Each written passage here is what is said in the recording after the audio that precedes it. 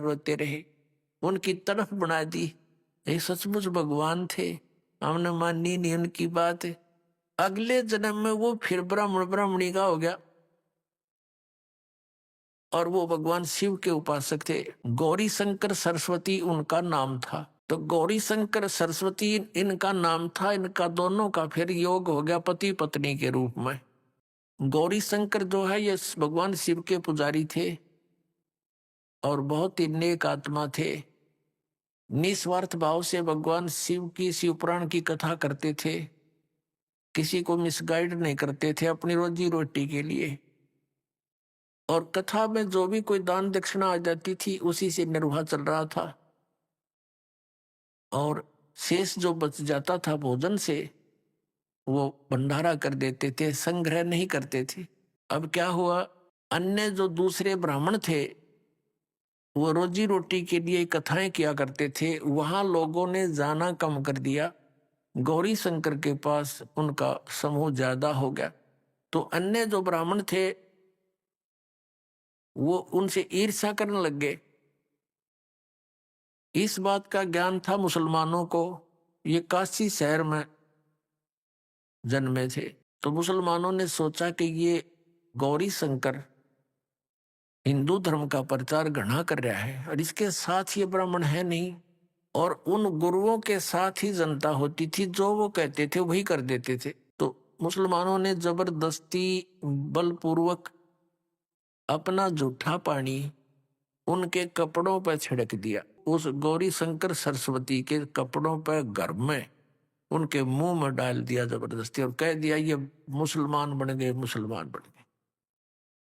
अब वो जो विरोधी ग्रुप था ब्राह्मणों का, उन्होंने सब जगह कह दिया कि गौरी शंकर मुसलमान बन गए हैं, उनका वहां कोई नहीं जाएगा, उसको अधिकार नहीं रहा हमारे पुराणों और ग्रंथों के जो है ना प्रचार करने का।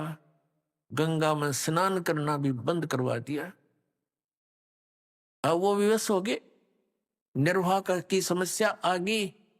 तो उनका नाम रख दिया, एक का गौरी शंकर का नाम रख दिया नूर अली, जिसको नीरू कहने लगे। और सरस्वती का नाम रख दिया नियामत, उसको नीमा कहने लगे। इस प्रकार नीरू और नीमा नाम से वो दोनों प्रसिद्ध हुए। निसंतान थे, उनका संतान नहीं थी। आयु लगभग 50 से ऊपर हो चुकी थी, 60 के आसपास। अब गंगा में स्नान करते थे पहले प्रतिदिन, अब गंगा में स्नान करना बंद करवा दिया। उनके लिए समस्या आई। तो उनको धीरे धीरे पता चला कि एक सरोवर है लहरतारा नामक, और उसमें गंगा का जल ही वर्षा के दिनों में जब ओवरफ्लो होकर चलती है दरिया, उछल उछल कर लहरों के द्वारा वो जल से बहुत बड़ा सरोवर का रूप धारण कर लेता है। वो फिर सारा वर्ष बहुत अच्छा शुद्ध जल उसमें रहता है। तो वो दोनों जने प्रतिदिन वहां स्नान करके आते थे। रोटी रोजी के लिए निर्वाह के लिए उन्होंने एक सिंपल सा कारखाना लाया, यानी जिसमें कुछ भी खर्च ना हो, कपड़ा बुनने के। उसमें 4-5 डंडे से गाडड़े होते हैं बस, लकड़ी के काट के जंगल तक, और उसमें सूत लाकर लोगों से उनको बनाने की मजदूरी लेते थे। तो जिस कारण से वो कपड़ा बुनने के कारण जुलाहा नाम से प्रसिद्ध हो गए। अब वो संतानहीन थे। व्यक्ति तो कुछ अपनी कर लेता है संतुष्टि, लेकिन ये बहन जो होती है इनको समाज नहीं टेकन देता। कोई ना कोई आता है, पूछता है, अरे भगवान ने कोई बच्चा नहीं दिया, एक बालक तो चाहिए था। तो फिर वो रोती है बेचारी जिसका संतान नहीं होती। तो ऐसे ही कोई एक दिन इंजेक्शन लगा निम्मा के, शाम ने कोई बात चल गई होगी, तो सुबह उठकर वो इस ज्येष्ठ सुदी पूर्णमासी को सुबह सुबह ब्रह्म मुहूर्त में स्नान करने के लिए चल पड़े। और श्याम ने कोई रिश्तेदार या कोई पड़ोसी आकर उसको प्रेरित कर गया कि भगवान ने एक बालक तो देना ही चाहिए था, और बच्चे बिना तो जीव ने कुछ को ना। ऐसा हमारी अपनी सोच है, लेकिन भक्ति मार्ग में इसके विपरीत ज्ञान है। वो समय आने पर बताएंगे, अभी इतना समय नहीं। अब नीरू नीमा दोनों स्नान करने के लिए प्रतिदिन की तरह वो चल पड़े। कहाँ? अपने उसी स्थान पर जहां प्रतिदिन स्नान करते हैं, लहर तारा तालाब पे। उधर से क्या होता है, वो परमेश्वर अपने लीला अनुसार, अपने गुणानुसार सतलोक से गमन करके, गति करके, बिजली जैसी गति तीव्रता से वहां से आया। एक प्रकाश का पुंज दिखाई दिया, प्रकाश का गोला सा, और वहां पर एक प्रत्यक्ष दृष्टा थे अष्टानंद ऋषि। वो प्रतिदिन उसी स्थान पर स्नान करने जाते थे। एकांत स्थान देखकर प्राकृतिक वहां बैठकर अपने गुरुदेव स्वामी रामानंद जी से प्राप्त साधना का वहां अभ्यास करते थे। उस दिन भी वो नाहक स्नान करके साधना करने का प्रयत्न कर रहा था। उसी समय ऊपर से एक प्रकाश का गोला सा आया। अष्टानंद महर्षि की आंखें ऊपर को हुई, देखा तो बहुत तेज था वो, आंखें बंद होगी।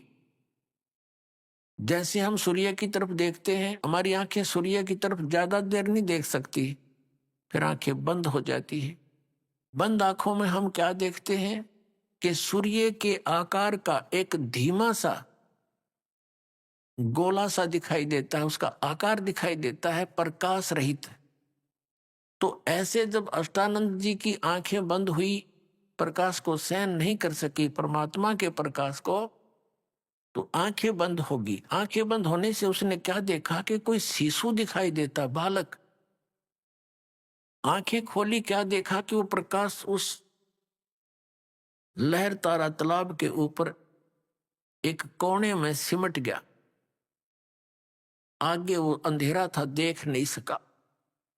अब उसने सोचा ये क्या देखा भगवान, अपने गुरु जी से शंका का समाधान कराऊंगा। वो तो उठकर चला गया और अपने गुरु स्वामी रामानंद जी से पूछा कि हे भगवान, आज मैंने ऐसे ऐसे देखा, ये कोई मेरी भक्ति की उपलब्धि है या कोई मेरा भ्रम है?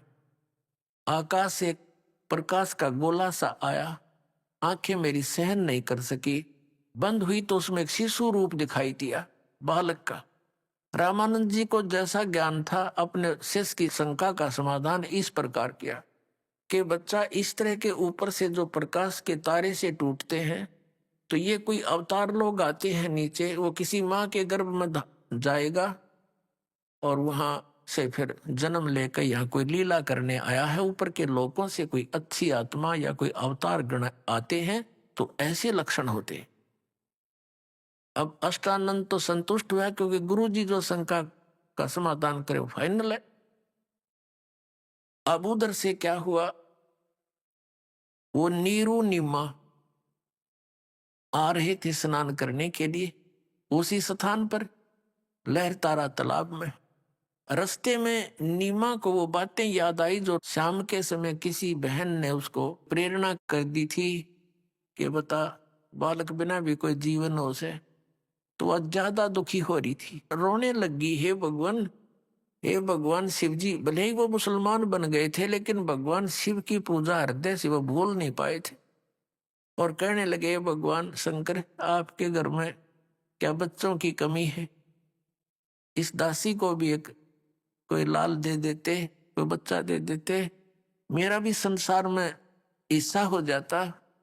पता नहीं क्या क्या बात बनावे हैं, मुझे देखकर छुप जाते हैं कि ये तो मनहूस आएगी। न्यू का कवर रोवे बुरी तरह। अब नीरू ने कहा, नीमा, यदि हमारे किस्मत में होता तो भगवान शंकर हमें दे ही देते। अब आंखें खराब ना करें। देखो,